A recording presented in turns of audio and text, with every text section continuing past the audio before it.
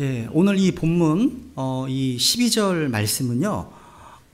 이제 개역 성경을 비롯해서 킹제임스 성경을 제외한 현대 성경들에서 오해를 일으킬 만큼 잘못 번역되었음을 보게 됩니다. 킹제임스 성경에서는 두려움과 떨림으로 너희 자신의 구원을 일하여 드러내라고 번역되어 있습니다. 잘 되어 있습니다. 일하여 드러내라. 근데 우리나라 말로 번역된 성경만 좀 보여드려 볼게요. 이 우리나라 온 성경이거든요. 맨 왼쪽이 개역 성경입니다. 개역 중에 보시면 어떻게 되냐면 두렵고 떨림으로 너희 구원을 이루라고 되어 있죠. 이루라.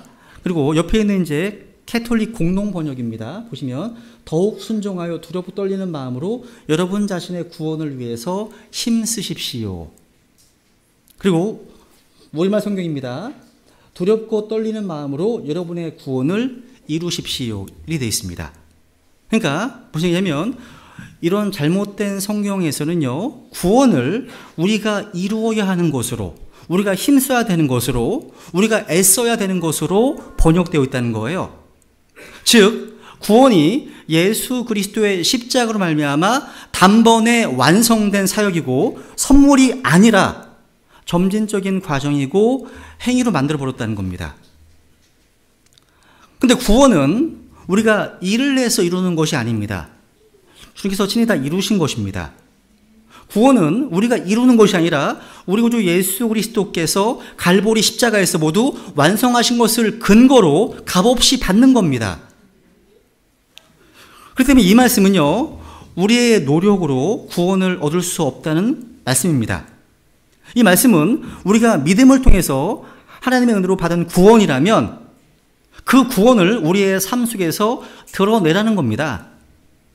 이게 이제 영어로는 무지하게 쉽습니다. 그러니까 너희 자신의 구원을 work out 하라 얘기하죠. work out. 그러니까 이미 받은 겁니다. 여러분, 우리나라에서도요, 기업 워크아웃 한다고 그러잖아요. 그죠? 그러니까 기업의 어떤 재무구조가 부실할 때 여러 가지 구체책을 막 동원해가지고 기업을 살리잖아요. 막 워크아웃 한다고 그러잖아요. 무슨 얘기예요? 기업이 있으니까 워크아웃 하지. 기업이 없는데 워크아웃 할 수 있습니까? 마찬가지예요. 구원을 받았기 때문에 구원을 드러내는 거지. 구원을 안 받으면 어떻게 드러낼 수 있습니까? 그 얘기하는 겁니다. 그러니까 우리가 은혜로 얻은 구원을 순종을 통해서 두려움과 떨림으로 일하여 드러내라는 겁니다. 이것을 오늘날 천주교식 구원 아니면 또 행위구원을 가리키는 사람들은 순종하고 두렵고 떨리는 마음으로 이렇게 해야만 구원받을 수 있다. 이게 천주교식 구원관이죠. 그렇죠? 이게 되게 중요한 겁니다, 여러분요. 이건요, 이 말씀은요, 우리가 받은 구원을 이제 선한 행위로 드러내라는 말씀입니다.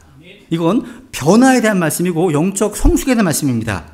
우리가 예수 그리스도의 보혈로 죄사함 받아 구원받은 하나님의 자녀라면 예수님을 닮아가는 변화와 성숙에 이르라는 말씀입니다. 이것을 이제 교리적인 표현을 쓰자면 성화, 즉 거룩함에 이르라는 말씀입니다. 작자는 미상이지만요, 이런 시가 있더라고요. 주님 닮기 원하네. 주님 닮기 원하네. 나의 소원은 오직 주님 닮기 원하네. 이 땅에서 천국까지 나의 모든 생애 동안 주님 닮기 원하네. 이런 시가 있어요. 아마 저 개인적으로요, 구원받은 그리스도인에 있어서 최고의 칭찬이 있다면, 세상에 어떤 영광이 있다면 그리스도를 닮았군요. 이런 말을 듣는 것이 아닐까 싶습니다. 그죠? 여러분, 구원받은 성도로서 우리는요, 구주 예수님을 닮아가는 것보다 더 큰 소원은 없을 겁니다. 탁월한 성경 지식이 있고 많은 사람들을 말씀으로 감동시킬 수 있는 특출한 말씀의 은사를 가지고 있다 하더라도 그 사람이 그리스도를 닮지 않았다면 그 은사는 울리는 꽹과리에 불과할 뿐이기 때문입니다. 성경 우리가 구원받은 이후에 거룩함을 명령하고 있습니다. 우리는 이제 지난 시간에요, 빌립보서 2장 5절부터 11절 이 말씀을 가지고 3번에 걸쳐서 우리 주 예수 그리스도께서 우리를 구원하시기 위해서 이 땅에 오신 사건을 살펴봤습니다. 주님께서 우리를 구원하시기 위해서 스스로 무명한 자가 되셨습니다. 그리고 사람들의 모습으로 이 땅에 오셔서 자기를 낮추시고 종의 형체를 취하셔서 십자가에 죽기까지 순종하심으로 우리의 구원을 이루어 놓으셨습니다. 이제 12절은요. Wherefore, 그러므로 이 말씀으로 시작하고 있습니다. 성경은 이제 그 모든 복음적 진리에 근거해서 그 복된 교리에 근거해서 구원받은 성도를 우리에게 권면하는 겁니다. 나의 사랑하는 자녀들아, 나의 사랑하는 자들아, 두려움과 떨림으로 너희 자신의 구원을 일하여 드러내라. 명령하고 있는 겁니다. 저는 먼저 성경에서 말씀하고 있는 이 구원에 대해서 좀 생각해 보겠습니다. 우리가 받은 구원은요, 깨달으면 깨달을수록 놀라운 은혜임을 알게 됩니다. 우리가 받은 구원이요, 얼마나 놀라운 것인지를 깨닫게 되면 우리는 구원의 기쁨을 만끽할 수 있습니다. 여러분, 다윗이 범죄했을 때 다윗이 가장 두려워했던 게 뭡니까? 구원의 기쁨과 구원 즐거움을 상실하는 거였습니다. 그게 두려웠어요. 그래서 다윗이 회개 기도할 때 구원의 즐거움을, 기쁨을 회복시켜달라고 기도했습니다. 같이 한번 읽어볼까요? 시편 51편 12절 말씀 시작.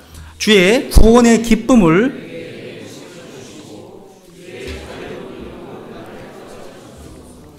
주의 구원의 기쁨을 내게 회복시켜 주시고 말씀하고 있습니다. 그렇다면 우리가 받은 구원이 어떤 걸까요? 성경은 그 구원이 위대한 구원이다, 또 큰 구원이다 말씀하십니다. 우리가 받은 구원을요, 소중히 여길 줄 알아야 됩니다. 초대교회 성도들 가운데 어떤 사람들은 이 구원의 소중함을 망각하고 구원을 하찮게 여겼습니다.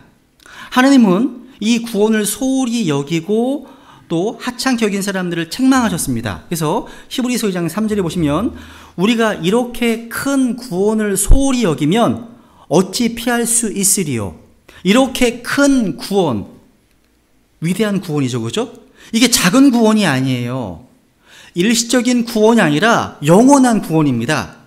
여러분, 이 Great Salvation, 이 큰 구원, 이 큰 구원이라는 이 말은요, 이 구원 속에 헤아릴 수 없는 풍요로움과 복이 담겨 있다는 것을 의미합니다. 그래서 미국의 어떤 그 크리스찬이요, 한번 그걸 조사해 보니까 우리가 구원받았을 때 215가지의 변화가 일어났답니다.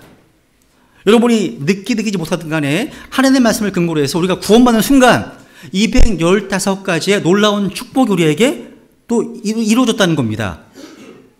그러니까 우리가 구원받을 때 따라오는 축복이 풍성하다는 의미예요.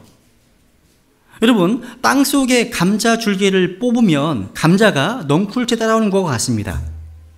그물을 끌어올리면 그물에 걸린 고기들이 한꺼번에 따라 올라가는 것 같습니다. 그러니까 구원을 받을 때 구원과 함께 따라오는 복이 아주 풍성하다는 겁니다. 그런데 우리가 이제 시간이 지나면서 이 귀한 구원을 소홀히 여길 때가 많습니다. 그래서 제가 설교를 통해서 또 성경 공부를 통해서 아니면 주의 만찬을 통해서 계속해서 예수 그리스도의 구원의 메시지를 선포하고 기억하려고 하는 겁니다. 하나님께서요, 우리에게 베푸신 이 구원을 생각할 때마다 이 구원이 얼마나 큰 구원인지, 위대한 구원인지를 거듭 기억할 필요가 있다는 겁니다. 우선 이제 아주 기본적인 얘기를 하겠습니다. 우리가 받은 구원은요, 또 은혜로 받은 구원입니다. 은혜로 받은 구원, 한번 에베소 2장 같이 읽겠습니다. 우리가 어떻게 구원받았는지 다시 한번 확인해 보겠습니다. 시작. 심지어 우리가 죄들 가운데서 죽었을 때 우리를 그리스도와 함께 살리셨고 너희가 은혜로 구원을 받았느니라. 그 다음 시작. 이것은 그분께서 그리스도 예수님을 통해 우리에게 베푸신 친절 속에 담긴 자신의 은혜의 지극히 풍성함을 다가오는 시대들 속에서 보여주려 하심이라. 너희가 믿음을 통해 은혜로 구원을 받았나니 그것은 너희 자신에게서 난 것이 아니요 하느님의 선물이니라. 행위에서 난 것이 아니니 이것은 아무도 자랑하지 못하게 하려 함이라. 거의 외우실 지경이시죠? 하도 이제 인용하니까. 그죠? 여러분, 우리의 구원은 은혜로 시작되었고 은혜로 완성됩니다. 은혜를 떠나서는 결국 구원받을 수 없습니다. 율법으로 구원받는 것이 아닙니다. 행위로 구원받는 게 아닙니다. 인간의 행위와 노력으로 의롭다 받을 수 있는 사람이 없습니다. 갈라디아서에 보시면요, 너희 중에 누구든지 율법으로 의롭게 된 자에게는 그리스도께서 아무런 효력이 없으며 너희는 은혜에서 떨어져 나가느니라. 우리 가운데 다 한 명도 율법으로 의롭게 된 자는 없습니다. 의롭게 되는 것은 오직 믿음으로 되는 것이지 율법의 행위와는 상관이 없습니다. 그럼에도 불구하고 율법의 행위, 율법 준수를 외치는 무리들은 2000년 교회사 동안 끊임없이 계속 나왔습니다. 지금도 있어요. 그리고 우리 성도들은요, 율법이 아닌 그리스도로 의롭게 되었고 율법이 아닌 은혜 아래 있습니다. 바울은 하나님의 은혜로 시작했고 하나님의 은혜 속에서 살았고 하나님의 은혜로 자기 인생을 마쳤습니다. 바울의 모든 수고도 하나님의 은혜의 열매였습니다. 그래서 고린도전서 15장에 보시면 같이 읽어볼까요? 시작.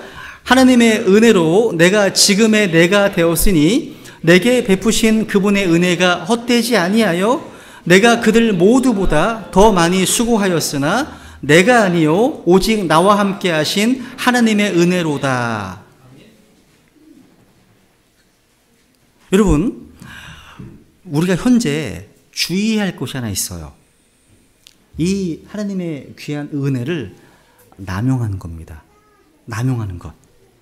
여러분, 유다는 하나님의 은혜를 세교거리로 바꾸는 사람들을 경계합니다. 한번 유다서 4절에 보겠습니다. 유다서 4절. 여기 세교거리라는 단어 한번 주목해 보세요. 이는 알지 못하는 가운데 기어들어온 어떤 자들이 있기 때문이라. 그들은 이 정죄를 받도록 옛적부터 미리 정해진 자들이요. 그 다음 우리 하나님의 은혜를 세교거리로 바꾸고 유일하신 주 하나님과 우리 주 예수 그리스도를 부인한 경건치 아니한 자들이라. 여러분 보세요. 하나님의 은혜를 세교거리로 바꾸는 거짓 교사들이 있다는 겁니다. 이 세교거리라는 말, 이게 이제 러스비어스 이 단어인데요. 이 단어가 무슨 뜻이냐면 어떤 통제가 없는 거예요. 기준이 없는 거예요. 방종한 겁니다. 방탕이라는 의미입니다. 그러니까 도덕적으로 어떤 제한이 없이 행동하는 겁니다. 그 어떤 것도 잘못으로 인식하지 않고 모든 것을 다 포용합니다. 받아주는 거예요. 결과적으로 절대적인 것들은 다 부인하는 겁니다. 그러니까 어떤 분명한 원칙이 없습니다. 어떤 분명한 기준이 없어요. 그냥 다 모든 게 오케이라는 거예요. 이거 전적으로 은혜의 교리에 배치되는 겁니다. 아까 우리 에베소장 8절 9절 봤죠, 그죠? 봤습니다. 우리는 믿음을 통해서 구원 받았습니다. 받았어요, 그죠? 그런 다음에 10절에서 같이 읽죠. 시작. 우리는 그분의 작품이요 그리스도 예수님 안에서 선한 행위를 하도록 창조된 자들이니라. 하나님께서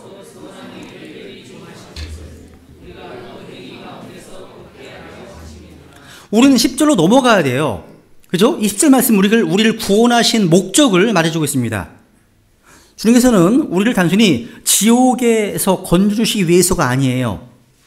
구원받은 성도들에게서 선한 행위들, 착한 행위들이 나오기를 의도하시고 기대하신 겁니다. 디도서 2장도 가볼게요. 디도서 2장 11절부터 시작. 구원을 가져다 주시는 하나님의 은혜가 모든 사람에게 나타나 우리를 가르치시되 경건치 아니한 것과 세상에 속한 정욕들을 우리가 거부하고 이 현 세상에서 맑은 정신을 가지고 의롭게 하나님의 뜻대로 살며 저 복된 소망과 위대하신 하나님 곧 우리의 구원자 예수 그리스도의 영광스러운 나타나심을 기다리게 하셨느니라. 아멘. 여기 보시면 주어가요 하나님의 은혜가 주어예요. 그러니까 우리를 구원하시는 은혜는 방종이나 방탕이나 세교거리가 아닌 거룩한 삶으로 인도합니다. 은혜는 우리로 하여금요 경건치 아니한 것들을 거부하라고 가르칩니다. 은혜는 우리로 하여금 세상에 속한 정욕들, 이 세속적인 것들을 부인하라고 가르칩니다. 은혜는요 우리로 하여금 맑은 정신을 가지고 의롭게 하나님의 뜻대로 살라고 말씀하고 있습니다. 그러니까 맑은 정신, 의롭게 하나님의 뜻대로 살며, 이런 단어들은 은혜가 만들어내는 행위들을 묘사하고 있습니다. 이 하나님의 은혜는 소중한 은혜예요. 우리 이 은혜를 절대 육신의 기회로 또 방종의 기회로 삼아서는 안 됩니다. 갈라디아서 5장에 보시면 읽어볼까요? 시작. 형제들아, 너희가 부르심을 받아 자유에 이르렀으나 오직 자유를 육신을 위한 기회로 쓰지 말고 사랑으로 서로를 섬기라 말씀하고 있죠.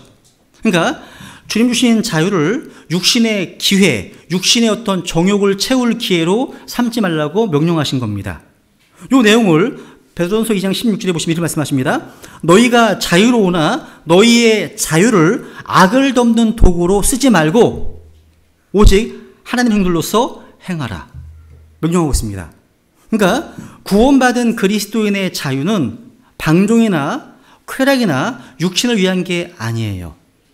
이 자유를요, 육신의 기회로 또 악을 덮는 도구로 쓰는 것은 죄입니다. 죄예요. 하나님께서 우리를 구원하신 이유는 이제 죄사함 받았으니까, 천국은 가니까 아무렇게 살아도 된다는 방종을 위해서가 아니라 변화를 위해서, 영적 성숙을 위해서, 성화를 위해서 구원해 주신 건 꼭 기억해야 됩니다. 이것만 아닙니다. 하나님께서 우리에게 주신 이 구원의 은혜는요, 너무 풍성한 은혜입니다. 우리는 하나님의 은혜로 새로운 생명을 얻었습니다. 여러분 생명 다 있으시죠, 안에? 그죠? 여러분 생명보다 귀한 것은 없어요. 생명을 구하는 것보다 앞서는 것은 없습니다. 여러분 앰뷸런스가 움직이잖아요. 그럼 모든 차가 다 피합니다. 그죠? 좌우로 피해요. 멈추든지. 또 아이가 출생하면 모든 가족들이요, 아이의 출생에 집중합니다. 그러니까 생명을 살리는 일은 모든 것의 우선입니다. 우리가 구원을 받았다는 것은요, 하나님의 생명을 받았다는 거예요. 하나님의 생명은 영원한 생명입니다. 영생입니다. 우리 한번 읽어볼까요? 유명 말씀, 그죠? 시작.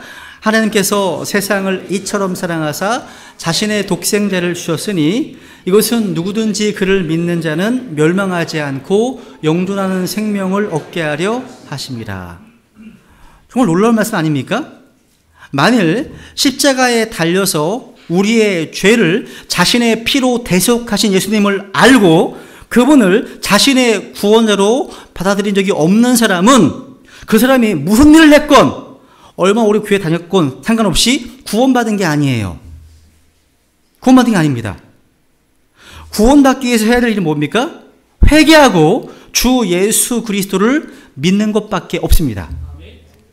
이것 외에 구원의 방법이 없고 이것이면 충분합니다. 우리가 예수 그리스도의 십자가의 대속으로 단번에 영원한 속죄를 얻었다면 우리에게는 영원한 생명이 있는 겁니다. 우리가 어떻게 살건 무엇을 위해 살건 이 사실은 변하지 않습니다. 우리가 구원받은 이후에 주님을 사랑하면 그분을 위해 살 것이고 주님을 사랑하지 않으면 죄 가운데 살 것입니다. 둘 중 하나예요. 또 우리는요, 하나님의 은혜로 하나님의 자녀가 되었습니다. 큰 축복이죠. 하나님의 자녀. 야, 저는 명함에다가 하나님의 아들 나영석 이렇게 쓰고 다니고 싶을 때가 있었어요. 종종요. 너무 자랑스러워서. 하나님의 자녀. 그죠? 여러분, 하나님의 아들이 되는 것 축복인 이유는요, 하나님의 아들이 되지 못하면 그 사람 마귀의 자녀이기 때문에 그렇습니다. 그래서 예수님을 자신의 구조와 주님으로 영접하고 하나님의 자녀가 된 것은 정말 큰 은혜입니다. 그래서 요한복음 12절 읽어볼게요. 시작. 그분을 받아들인 자들, 곧 그분의 이름을 믿는 자들에게는 다 하나님의 아들이 되는 권능을 그분께서 주셨으니. 여러분, 문맥에 보시면 이 그분이 누구냐면 말씀 WORD 하나님이십니다. 그분은 창조자이십니다.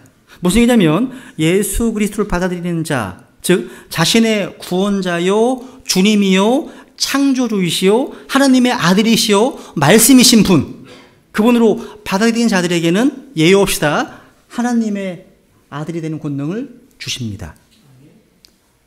우리가 할 몫은 이겁니다. 동사, believe 믿는 거하고 receive 받아들이는 겁니다.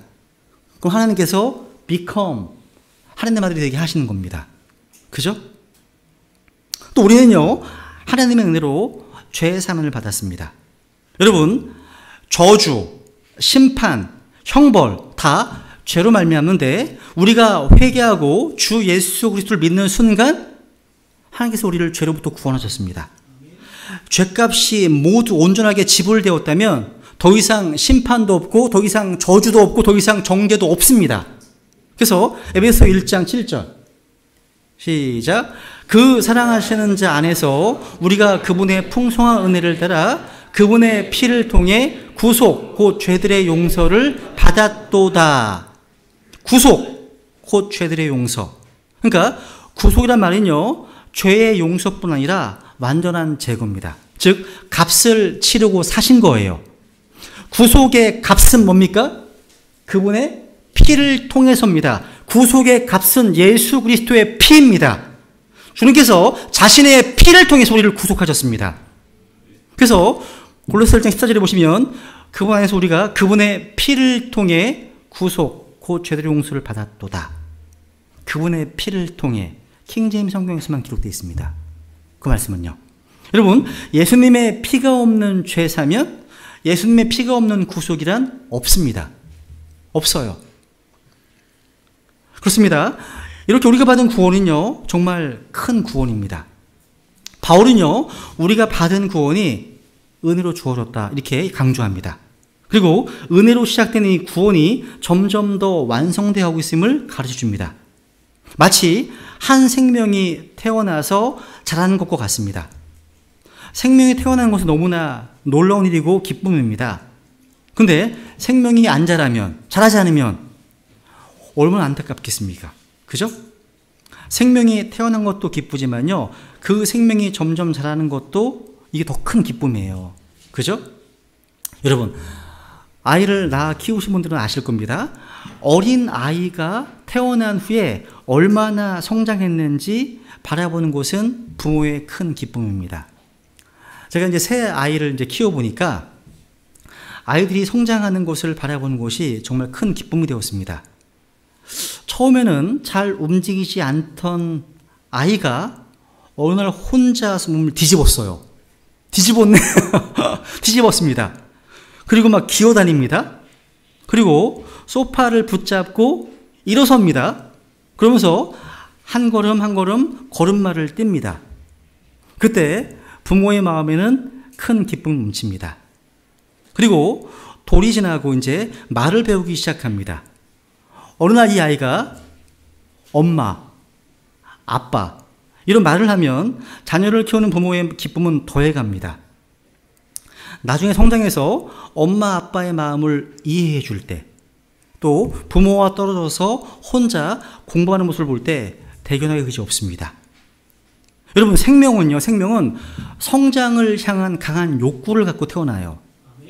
하나님께서요, 그렇게 사람을 만드셨어요. 여러분, 생명이 태어나잖아요. 태어나면 처음에는 성장하기 위해서 오직 뭐만 하는지 아세요? 그렇습니다. 먹는 일에만 주력합니다. 하나 더 있네요. 자는 것도 있어. 그러니까 먹고 자는 일에 집중해요. 그때 아주 잘 자랍니다. 잘 자랍니다. 그죠? 조금 성장하면 이런저런 저지를 하죠. 그죠? 다른 말로 운동하는 겁니다. 그리고 놀이를 하고 또 공부를 합니다. 그러면 성장합니다. 뭔가를 배우고 싶은 열망도 아주 강렬해요. 나이가 좀 들어가서 이제 아이들이 결혼해서 아이를 낳으면 더 성숙해지겠죠. 그죠? 바울은 지금 이 본문 12절 말씀에서요, 빌립보 성도들에게 그들이 받은 구원의 생명이 점점 자라기를 바라고 부탁하고 있는 겁니다. 바울은 지금 구원받기 위해서 어떤 노력을 기울이라고 하는 것이 아닙니다. 이미 자기가 받은 구원이 드러나도록 하라는 겁니다. 여러분, 영어 성경, 영어에서요, work out이라고 하면요, 이 work out이라고 하면 이 말은요, 종종 운동을 할 때, 또 근육을 키울 때 쓰는 말이기도 해요. 그래서 work out your muscles 그러면요, 근육 운동하는 거예요, 이게요. 근육 운동하는 겁니다. 그러니까 운동을 하면 이제 막 튀어나오잖아요. 튀어나오잖아요. 그렇게 하라는 거예요, 구원을. 바울은 그리스도의 복음으로 빌립보 성도를 낳았습니다. 그들을 낳은 후에 그들이 성장하는 모습을 보는 것이 큰 기쁨이었어요. 그래서 바울은 빌립보 2장 4절에 보면 각 사람이 자기 일만 돌아보지 말고 각 사람이 남의 일들도 돌아보라, 이렇게 권면했죠.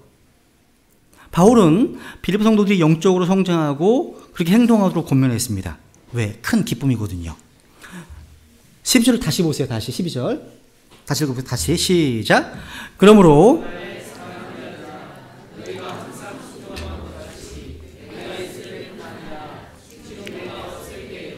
더욱더 순종하여 두려움과 떨림으로 너희 자신의 구원을 일하여 드러내라.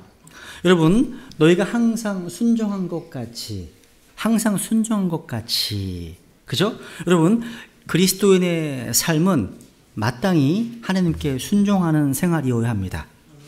근데 이 말씀을 다시 보시면 내가 있을 때뿐 아니라 지금 내가 없을 때에도, 잘 보세요. 없을 때에도 이 말씀은 하나님의 사람이었던 바울이 있을 때에는 순종하기가 쉽지만 그러한 사람이 없을 때는 순종하기가 쉽지 않다는 말이에요.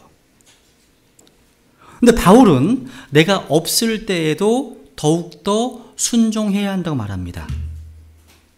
왜? 여러분, 바울은 왜 자신이 있을 때 없을 때를 구분해서 말했겠습니까? 하나님의 사람이 있을 때, 사도가 있을 때는 경계하고 깨어있기가 쉬워요. 하나님의 사람이 함께 있기 때문에 그렇습니다. 그런데 없을 때는 부주의하고 태만하기 쉽습니다. 부모님 없을 때랑 부모님 있을 때부터 다르잖아요. 아이들이 비슷한 거예요. 오늘 똑같습니다. 여러분이 언제 실패하기 쉬울까요? 생각해보면 시간적으로 좀 여유가 있고 자유롭고 어떤 권위나 질서나 통제가 없이 풀어져 있을 때 아닐까요? 아마 그럴 겁니다. 사탄은요, 여러분이 약한 것을 잘 알아요. 어디 약한지도 잘 압니다. 넘어뜨리려고 하는 겁니다. 그래서 우리는 어떻게 해야 한다는 거예요? 두렵고 떨림으로, 그러니까 두렵고 떨어 한다는 거예요. 하나님을 경외하고 주의 말씀을 두려움과 떨은 마음으로 받아야 한다는 겁니다. 지금 바울은 로마 옥중에 있습니다. 그래서 자신이 그들과 함께 있든 떨어져 있든 상관하지 말고 구원의 열매를 맺으라는 겁니다. 왜냐하면 하나님께서 함께 일하고 계시기 때문에. 바울은 그걸 강조하는 겁니다. 바울은 하나님께서 구원을 허락하시고 구원받은 성도들이 성장할 수 있도록 일하고 계시다는 사실을 확신했습니다. 여기 빌립보서 1장 6절을 보세요. 한번 시작. 너희 안에서 선한 일을 시작하신 분께서 예수 그리스도의 날까지 그 일을 이루실 것, 바로 이것을 나는 확신하노라. 하나님께서요, 구원받은 저 여러분 안에서 선한 일을 시작하셨습니다. 여러분, 그 선한 일, 그 착한 일이 뭘까요?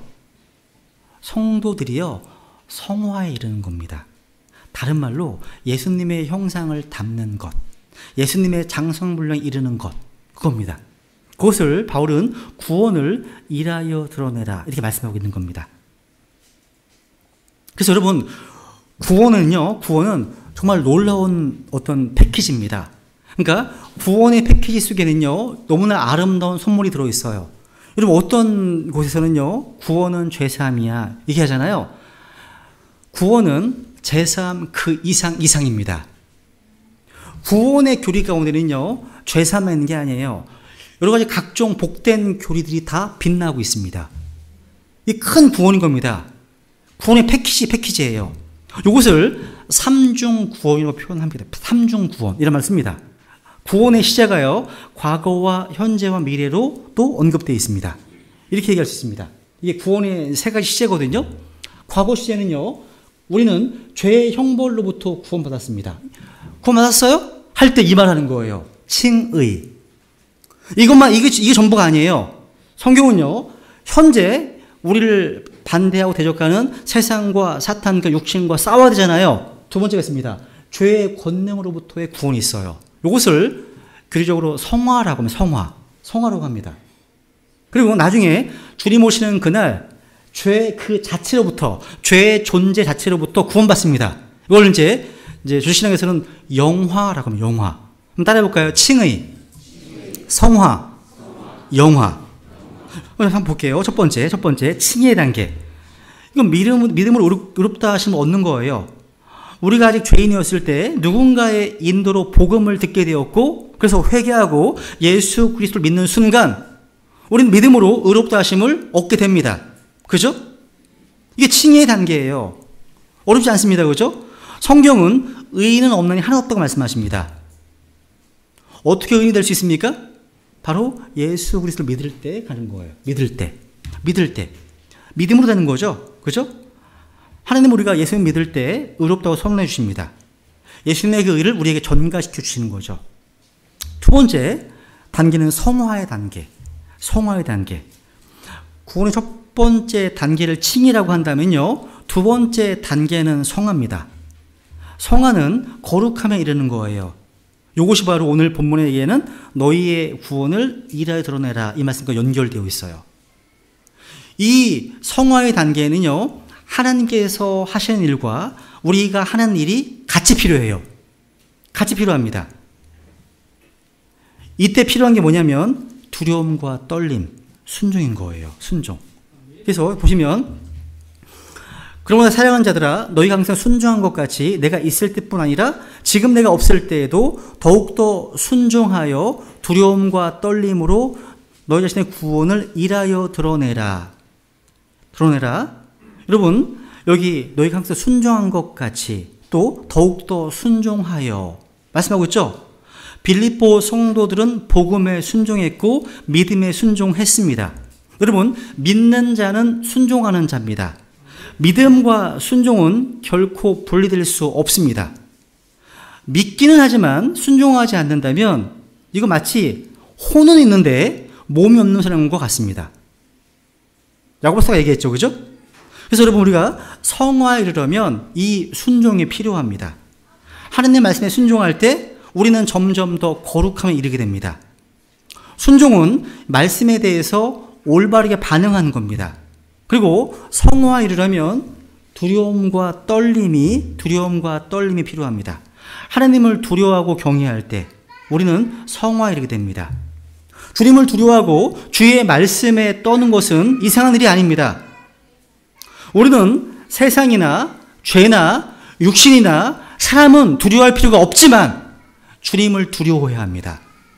성경은 그분을 두려워하라 이렇게 말씀하기 때문에 그렇습니다. 주를 두려워하는 것은 지혜와 지식의 시작입니다. 또 주님의 말씀에 떠는 자에게 주님께서 은혜를 베푸시고 보살피십니다. 그래서 이사야서 66장 2절에 보시면 내 말에 떠는 자를 보살핀다고 말씀하십니다. 그래서 여러분, 시편이나 잠언에서요, 주님을 두려워함, 이 주님을 두려워함이 주는 은혜와 복이 얼마나 많은지 상당히 기록되어 있습니다. 좀 잘 찾아보시면 좋을 것, 직접 잘 좀 정리하시면서 찾아보시면 좋겠습니다. 그게요. 세 번째가 이제 영화의 단계. 이것은 칭의의 단계가 죄의 형벌로부터의 구원이고 또 지옥으로부터의 구원으로서의 과거적인 사건이라면 성화의 단계는 죄의 권능으로부터의 구원으로서 현재적인 사건입니다. 그리고 영화의 단계는 미래적입니다. 영화의 단계에 이르면 우리의 모습은 영광스러운 주님의 모습과 일치하게 됩니다. 그래서 요한일서 3장 2절 읽어볼까요? 시작. 사랑하는 자들아 이제 우리는 하나님의 아들들이니라. 우리가 앞으로 어떻게 될지는 아직 나타나지 아니하였으나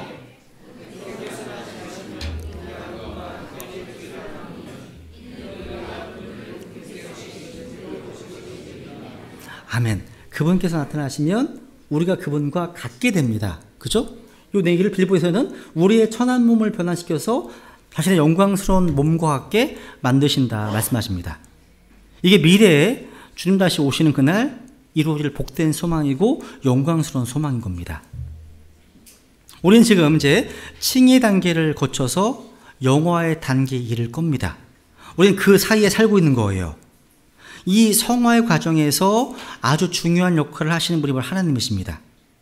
하나님께서 우리 안에서 선한 일을 시작하시고 또 하나님 기뻐하는 것을 원하게도 하시고 행하게도 하십니다. 하나님께서 기뻐하시는 것은 한마디로 우리가 아들이신 예수님의 형상을 담는 겁니다. 하나님께서 우리에 두신 이 어떤 원함은요, 다른 게 아니에요. 바로 예수님의 모습을 닮아가는 원함입니다. 변화와 성숙을 위한 바람이죠. 그죠? 결국 하나님께서 모든 것을 주도해 가십니다. 우리가 할 일은 뭐예요? 하나님께서 우리 마음에 두신 그 원함을 따라서 자신을 내어 드리고 그 구원을 일하여 드러내는 겁니다. 순종을 통해서. 그래서 여러분, 이 칭의와 성화를요, 조금 정리해보면 이렇습니다. 칭의는요, 구원이죠. 칭의는요, 믿음을 통한 단회적 사역이라면 성화는 순종을 통한 지속적 사역입니다. 이해 가시죠? 또 칭의는요, 출생을 통한 영적 생명의 탄생이라면 성화는 영적 생명의 성장입니다. 칭의는 성령님에게서 태어나는 하나님의 단독적 사역이라면 성화는 하나님과 성도의 협력 사역으로 이루어집니다. 칭의는 믿는 순간 즉각적으로 완성되는 것이라면 성화는 점진적인 과정입니다. 칭의는 우리를 믿는 신자의 길로 인도했다면 성화는 제자의 길로 인도합니다. 이해 가시죠? 그죠?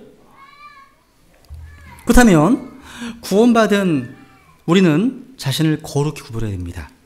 우리는 거룩함에 이르도록 부르심 받았습니다. 하나님께서는요, 이 거룩함을 위해서, 이 성화를 위해서, 이 변화와 성숙을 위해서 종종 고난이라는 도구를 사용하십니다. 고난은 아픔을 주지만 그 고난을 통해서 우리는 예수님의 형상으로 빚어지게 됩니다. 근데 여러분, 성경을 연구해 보면 고난과 함께 사용된 단어들이 되게 많이 나오는데 바로 영광, 소망, 즐거움, 이런 단어들입니다. 즉 고난과 영광은 밀접하게 연결되어 있습니다. 고난이 없으면 영광도 없죠. 그죠? 이 고난, 영광과 함께 강조되는 단어가 바로 소망과 즐거움이에요. 한번 다 보진 않고요. 보시면 이제 여기 고난, 영광과 존귀, 또 영광, 고난 다 연관되어 있죠. 그죠? 또 보세요. 고난 당하면 영광도, 고난들은 영광, 환난, 소망 다 연관되어 있죠. 그죠? 그죠? 한번 로마서 3절에 보시면 그럴 뿐 아니라 우리도 환난도 기뻐하나니 환난은 인내를, 인내는 체험을, 체험은 소망을 이루는 줄 우리가 아노라. 여러분, 소망과 위로와 열매를 맺는 과정입니다. 우리 주께서는요, 환난을 없애주시겠다고 말씀하지 않으셨습니다. 환난을 이기도록 해주시고 열매 맺게 해주시는 분이십니다. 이게 다 성화를 위한 거예요. 사도 베드로는요, 고난 중에 영광을 바라보면서 소망을 가지고 크게 즐거워했던 초대교회 성도들을 격려했습니다. 한번 베드로서 1장 볼게요. 이제 마무리하겠습니다. 베드로서 1장 이 구절만 좀 읽고 마치겠네요. 같이 읽을까요? 시작. 비록 지금은 필요가 있어 너희가 여러 가지 시험으로 인해 잠시 근심하고 있지만 그 구원을 크게 기뻐하나니 이것은 너희 믿음의 단련이 불로 단련해도 없어지는 금을 단련하는 것보다 훨씬 더 귀하여 예수 그리스도께서 나타나실 때 칭찬과 존귀와 영광으로 드러나게 하려 함이니라.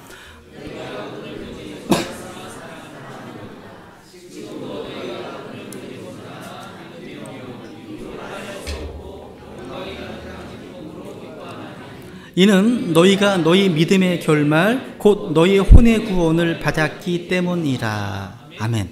여러분, 그리스도인들에게는 많은 고난과 어려움이 있고요. 여기 보시면 여러 가지 시험 보이시죠? 여러 가지 시험으로 인해서 잠시 뭐 하고 있습니까? 근심하고 있습니다. 시험이 여러 가지예요. 우리를 시험하는 게 한두 가지가 아닌 것 같아요. 그죠? 가족 안에서도 시험거리가 많고 직장에서도 학교에서도 시험거리가 있습니다. 심지어 교회 안에서도 나를 시험하는 지들이 있습니다. 그래서 한두 가지 아니기 때문에 여러 가지 시험이라고 좀 말씀하고 있는 겁니다. 그런데 그 모든 것이 성경에 보니까 필요가 있답니다. 하나님께 뭐가 있다고요? 필요가 있어서 주신 거라 합니다. 무슨 필요가 있을까요? 우리의 거룩함을 위해서, 우리의 성화를 위해서 주어진 겁니다. 그러니까 우리에게 필요가 있어서 주어진 것들이에요. 그러니까 참 정말 이 시험 없었으면 좋겠다. 그러니까 없었으면 하는 그런 여러 가지 시험 고난들은요, 우리 안에 그리스도가 형성되고 예수 그리스도를 닮도록 하기 위해 지금 필요한 것들이기 때문에 주어져 있는 겁니다. 그래서 우리를 괴롭히는 수많은 사건, 사고들이요, 지금 내게 필요한 여러 가지 시험이라는 겁니다. 그래서 7절에 보시면 너희 믿음의 뭐예요? 단련, 믿음의 단련. 그러니까 우리가 이 땅에서 잠시 받는 가벼운 고난, 여러 가지 시험은요, 우리의 믿음을 단련함으로 정말 영광스러워지는 겁니다.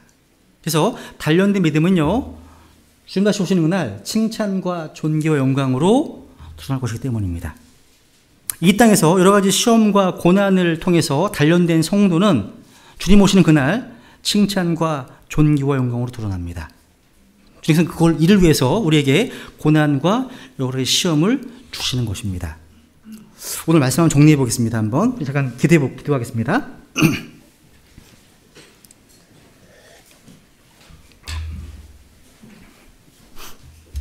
우리 하나님께 기도할 때 한번, 저와 여러분은요, 하나님의 은혜로 큰 구원을 받은 사람입니다. 그렇다면 여러분, 주님 안에서 기뻐하십시오. 주님 안에서 기뻐하십시오. 이 큰 구원은 넝쿨채 들어온 축복 덩어리입니다. 축복 덩어리입니다. 우리 이 큰 구원을 통해서, 위대한 구원을 통해서 하나님의 자녀가 되었고 영원한 생명, 새로운 생명을 얻었습니다. 죄의 사면을 받았고 의롭다 하심을 받았습니다. 이제 우리가 받은 구원을 일하여 드러내는 그런 성화의 단계에 들어섰습니다. 또한 머지않은 장래에 영화의 단계에 들어갈 것입니다. 그렇기 때문에 지금 우리에게 고난과 여러 가지 시험들을 잘 견딜 수 있도록 주님께 은혜를 구하십시오. 이 고난을 통해서 믿음이 단련되고 우리 주 예수 그리스도께서 나타나실 때에 칭찬과 존귀와 영광을 받는 큰 복을 누리는 자가 될 수 있도록 마음에 결단하시고 주님 앞에 은혜를 구하겠습니다. 우리 기도하겠습니다.